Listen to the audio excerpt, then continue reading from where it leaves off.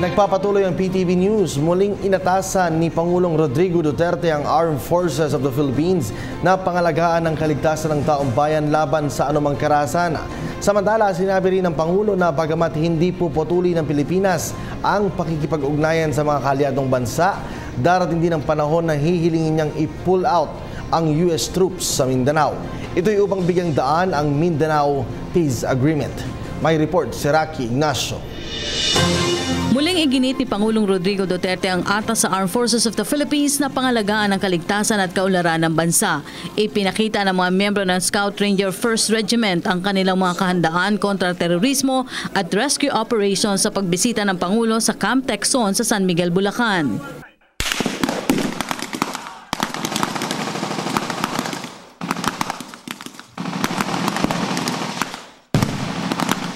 In a way, the team leader's role is crucial.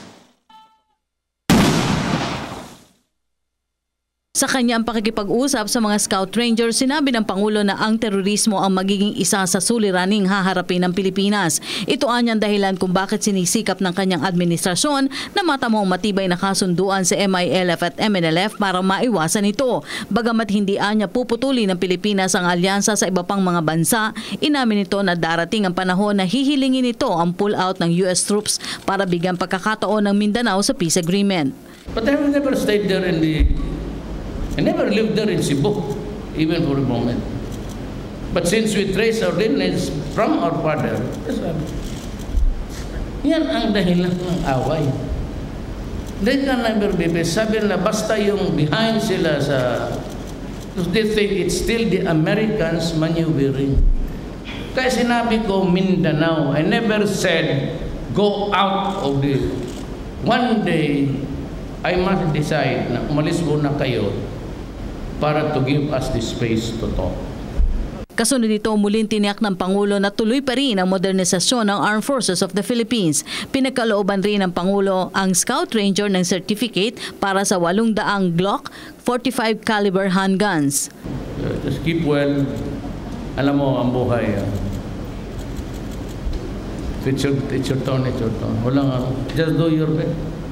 If your time, baski ako. Wala akong illusions diyan sa pinasukan natin ng trabaho, delikado, pa dito, lipa doon. Kung mahulog ako, bagong presidente ninyo, babae. Mas gusto ninyo. Gusto ninyo, babae, man talaga rin harap ninyo. Well, anyway, I am going to give you the 7.62 FN. FNFL yan lang. Fabric national yan. Okay, I'll buy you. Ilan mo dyan? Siguro mga 1,000 pieces, siguro, tama na. Program. I'll give you all, basta sa panahon ko, ibigay ko sa lahat sa inyo yung kailangan nyo para manalo. Hindi para pumatay. Mayroon, we do not go to war.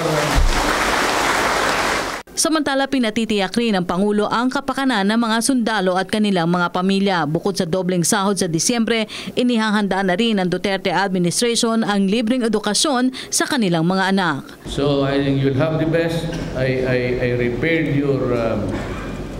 your medical center. I gave the doctor there $500 million. May bagong building ngayon. Just to show, tapos yung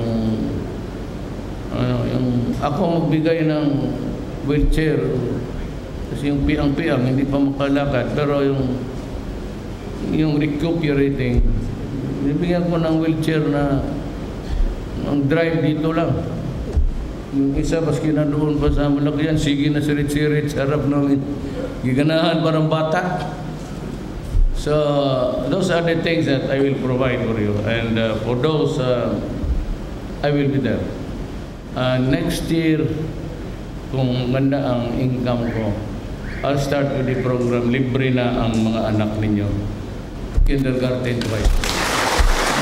Para sa PTV News, Rocky Ignacio. Ako po si Cathy San Gabriel. Subscribe na sa PTV YouTube channel. I-click lang po ang subscribe button.